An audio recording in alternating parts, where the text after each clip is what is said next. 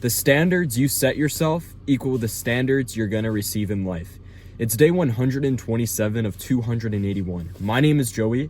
I'll be posting every single day on all platforms to follow my dream of inspiring people through my speeches, my love and drive for the gym, and most importantly, doing what I love most.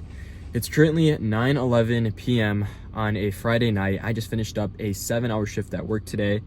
And today I want to talk to you guys about something that resonates with me in life and maybe resonates with you as well. The standards that you set for yourself equal the standards you're going to receive. Think about it. It's very fucking straightforward. If you surround yourself with people who don't have no motives, who don't want to do anything, who just want to party every weekend and do this and that, then expect to receive that back in life. But if you surround yourself with people who want to start that business, who want to go into the gym, who want to better themselves, then expect to be and receive that as well. It's sort of like a 1 + 1 = 2 equation. Whoever you surround yourself with equals the results you're going to get back in life. I'm currently going through a phase right now in my journey where I'm still finding the people who truly resonate with me, the people who have the same mindset, the people who have the same drive. And in some way, shape, or form, this is like the lonely part of the journey because I'm trying to fill in that gap. But I know if I keep waiting and keep being patient, I will find people like myself. And it's so crazy because if you really do think about it, I asked God for wisdom and he gave me wisdom. I asked God for strength and he taught me to go into the gym. I asked God for so many things in my life and he gave me all of them. One of the harder things that I asked God for this year, and it's definitely been a harder trial for me, is failure. I fucking hate failure, but I love it at the same time. Every single day I go into the gym, I fail.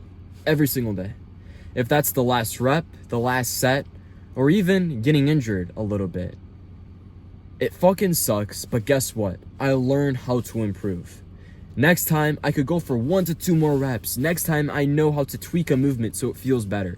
It's this constant motion of failure equals success. Because without failure, guys, never expect to be successful. Because if you don't fail, then you're not even trying. I'm going to repeat that one more time. If you don't fail, then you're not even trying. And that's so fucking true. The amount of times I tried bulking this year with different foods, the amount of times I tried going into the gym and this and that and all of these crazy circumstances to get me where I am today. And I've learned so much throughout this journey and so much throughout this year that I'm so blessed and so grateful for. The people I've learned to surround myself with, the mindset I've developed, the high standards that I set for myself, right? I set myself standards of not drinking, not doing drugs, not smoking, not partying. And guess what? With those 4 things that I crossed out in my life, the standards that you set for yourself equals the standards you're going to get back. Sort of like what I said in the intro. And I'm saying this because so many of us don't realize that the people we surround ourselves with is how we act. So this is just a friendly reminder that if you are surrounding yourself with people who don't have motives, who are not focused on life, then try to branch out. Try to meet new people. And for a while, you might meet nobody. For a while, you might be on a lonely journey where it's just you, where you're going through school, where you're going through college, or you're going through your job and not having that recognition or relationship with anybody like-minded. But if you keep going, I can promise you, there's always light at the end of the tunnel, right? And that's a fucking fact. Literally, there's a light at the end of a tunnel every single time. There's no tunnel on this planet that does not have light at the end of it. It's really, really cool to think about. And some tunnels are longer than others, some tunnels are shorter, but if you keep going, the light will eventually be there. 2026 is going to be a big year for me. I think 2026 is the year that I officially I think 2026 is going to be the year where either my dreams come true during that time or my dreams come true later. I was talking to someone at work today about, patience and consistency and how important that is to success, because it's one of my favorite analogies that I love to preach on all the time, which is when you plant a seed, it does not sprout tomorrow. It does not sprout into a tree within a year. It takes years for a tree to grow its own fruit, for other people to bear it. And what that means is, if you're building something, if you're building a brand, a business, a company, whatever the case may be, it is gonna take fucking time. It's gonna take time for you to start growing. It's going to take time for you to start getting money, profit.